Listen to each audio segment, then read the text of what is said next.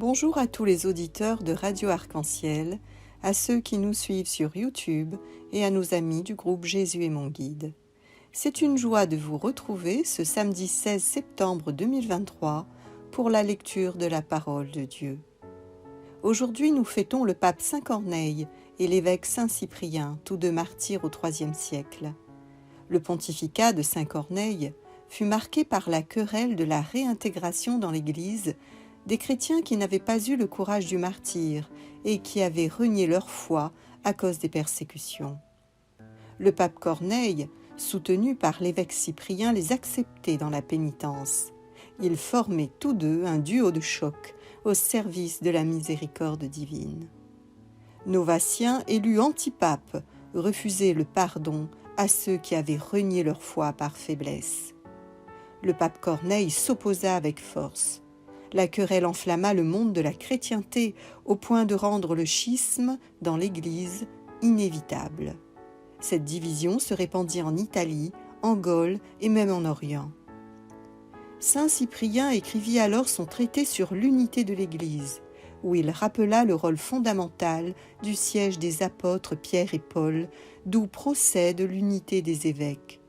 Le schisme se réduisit sans totalement disparaître quand arriva une nouvelle persécution. Le pape Saint Corneille fut arrêté et mourut en exil.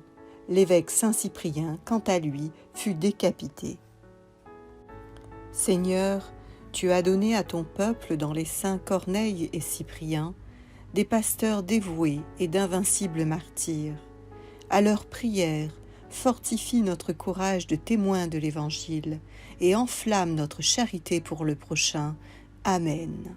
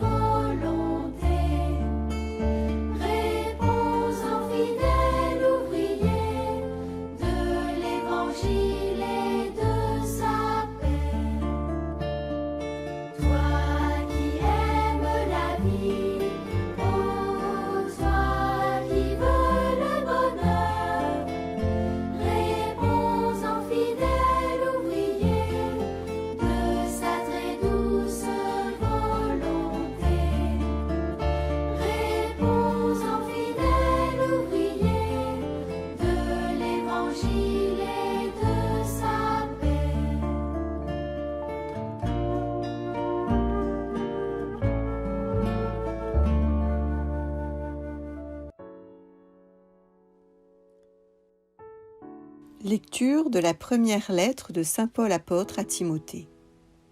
Bien-aimé, voici une parole digne de foi et qui mérite d'être accueillie sans réserve. Le Christ Jésus est venu dans le monde pour sauver les pécheurs. Et moi, je suis le premier des pécheurs. Mais s'il m'a été fait miséricorde, c'est afin qu'en moi, le premier, le Christ Jésus montre sa toute-puissance pour donner un exemple à ceux qui devaient croire en lui en vue de la vie éternelle. Ô Roi des siècles, Dieu immortel, invisible et unique, honneur et gloire pour les siècles des siècles. Amen.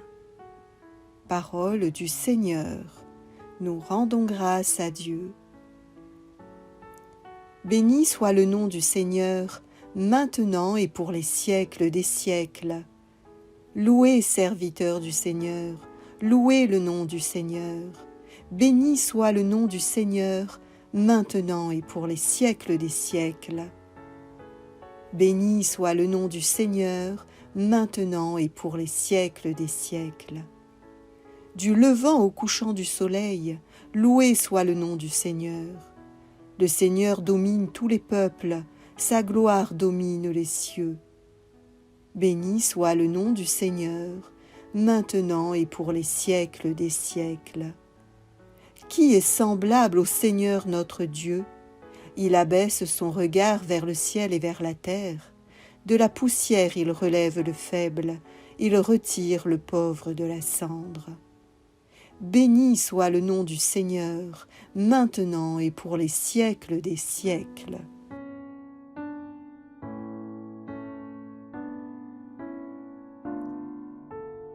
Dans ce passage de la première lettre à Timothée, saint Paul proclame sa foi et nous invite avec insistance à écouter ce qu'il a à nous dire, car c'est une parole digne de foi et qui mérite d'être accueillie sans réserve.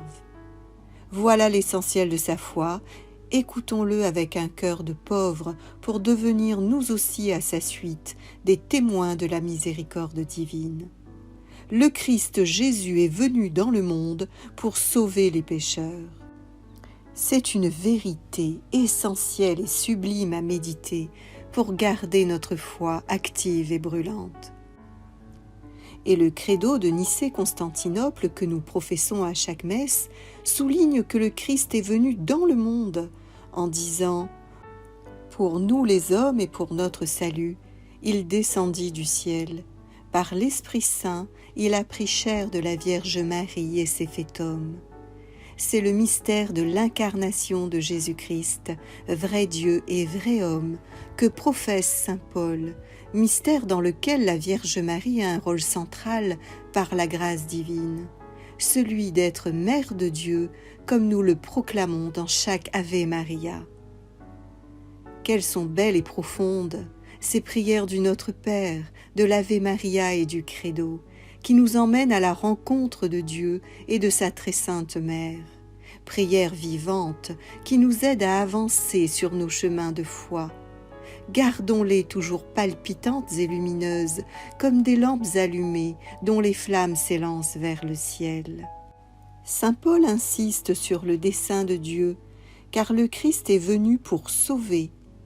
Ainsi Jésus, Verbe éternel, collabore au dessein d'amour de son Père pour l'humanité. Toute sa vie terrestre, lui le divin berger, épouse la volonté du Père. Dans l'Évangile selon saint Marc, il déclare être venu pour servir et donner sa vie en rançon pour la multitude. Et le Christ dira plusieurs fois à quel point il a hâte de boire à la coupe de la justice et de la miséricorde divine. Dans l'Évangile selon saint Luc, le Sauveur déclare « Il est un baptême dont je dois être baptisé, et combien il me tarde qu'il soit accompli. » L'épicentre de l'Évangile est bien là dans les paroles de saint Paul, ou aussi dans l'Évangile selon saint Jean, écoutons-le. « Dieu a tant aimé le monde qu'il a donné son Fils unique. » Le dessein d'amour de Dieu qui donne son Verbe en rançon pour la multitude est un tel séisme, une telle révélation que beaucoup d'hommes ne pourront pas ou ne voudront pas y croire pour leur malheur. Et pourtant, c'est bien pour sauver les pécheurs que le Christ s'est offert en sacrifice expiatoire. La miséricorde et l'amour de Dieu rejoignent chaque âme de bonne volonté qui sait faire volte-face dans un repentir sincère. Et s'il nous faut une preuve supplémentaire de l'amour de Dieu, saint Paul nous la donne dans la lettre aux Romains. Voilà ce qu'il dit. « La preuve que Dieu nous aime, c'est que le Christ est mort pour nous, alors que nous étions encore pécheurs. » Il est déjà difficile de mourir pour sauver un innocent. Que penser alors de la mort du Christ qui sauve les pécheurs que nous sommes ? Nous mesurerons vraiment au ciel en compagnie des saints quelle est la largeur, la longueur, la hauteur et la profondeur de l'amour du Christ. Le mémorial ultime de son sacrifice, Jésus l'a institué le jeudi saint avec l'Eucharistie. C'est le sacrement de notre rédemption par excellence. Frères et sœurs, le cœur purifié et en vêtements de noces, avec la Vierge Marie, douloureuse mère de l'Eucharistie, avançons-nous à la table du Seigneur. Écoutons-le nous dire « Prenez et mangez, ceci est mon corps, ceci est mon sang, le sang de l'alliance éternelle qui va être répandu pour une multitude en rémission des péchés. » « Et moi, je suis le premier des pécheurs », déclare saint Paul. Pour emporter l'adhésion de Timothée, il va jusqu'à revendiquer la dernière place. Lui, le féroce persécuteur des premiers chrétiens et le complice du meurtre d'Étienne, est le grand témoin de la miséricorde du Christ qui a fait de lui l'apôtre des nations. Comme saint Paul le dit, tout découle du plan de Dieu. S'il m'a été fait miséricorde, c'est afin qu'en moi le premier, le Christ Jésus montre toute sa patience pour donner un exemple à ceux qui devaient croire en lui. Saint Paul se présente comme la preuve vivante de l'amour de Dieu pour l'humanité. Frères et sœurs, qu'aucun homme ne doute alors de l'amour sans limite de Dieu, car où le péché s'est multiplié, la grâce a surabondé. Ce témoignage de saint Paul concerne le salut de l'homme. Il veut convaincre ceux qui devaient croire en Jésus en vue de la vie éternelle. Ainsi, il n'y a pas de salut sans la reconnaissance de la souveraineté du sacrifice du Christ. C'est lui, le seul Sauveur, qui a ouvert le ciel depuis sa mort, sa descente aux enfers et sa résurrection. Cependant, ne jugeons pas du salut d'une âme, car comme le montre la parabole de l'ouvrier de la dernière heure, certains répondront à l'appel divin à la fin de leur vie, alors que d'autres auront vécu toute leur vie terrestre dans un amour de charité avec le Seigneur. Même à l'heure de la mort, lors de la rencontre avec le Christ, accompagné de tous les saints et de tous les anges, la miséricorde du Seigneur est encore proposée à l'âme. Parce que le Christ est mort pour tous, nous devons tenir l'idée que par un moyen connu de Dieu seul, la possibilité d'être sauvé est offerte à tous les hommes sans exception. Malheureusement, nous devons tenir aussi l'idée que toutes les âmes n'accepteront pas leur Sauveur.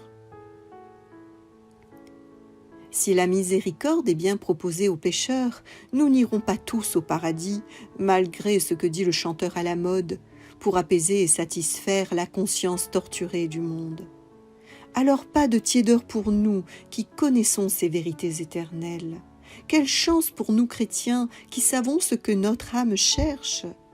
C'est celui que mon âme aime, comme le dit la fiancée du Cantique des Cantiques. Et elle trouvera son Seigneur dans la plénitude de la vision béatifique. C'est de cette espérance dont nous devons témoigner dans nos vies quotidiennes pour gagner les âmes au Seigneur. C'est cette joie sans pareille, provoquée par la promesse de la vision béatifique, qui pousse saint Paul à glorifier son Dieu. Ô Roi des siècles, Dieu immortel, invisible et unique, honneur et gloire, pour les siècles des siècles. Amen.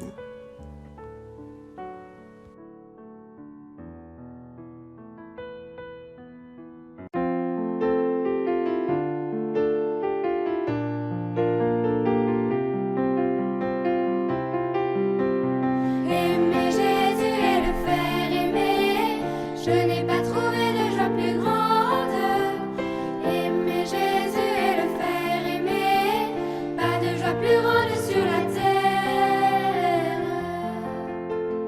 Aimer Jésus et le faire aimer, je n'ai pas trouvé de joie plus grande.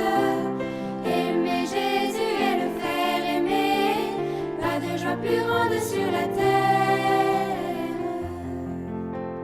Tu peux l'aimer en riant, en dormant, en jouant, en travaillant. Une petite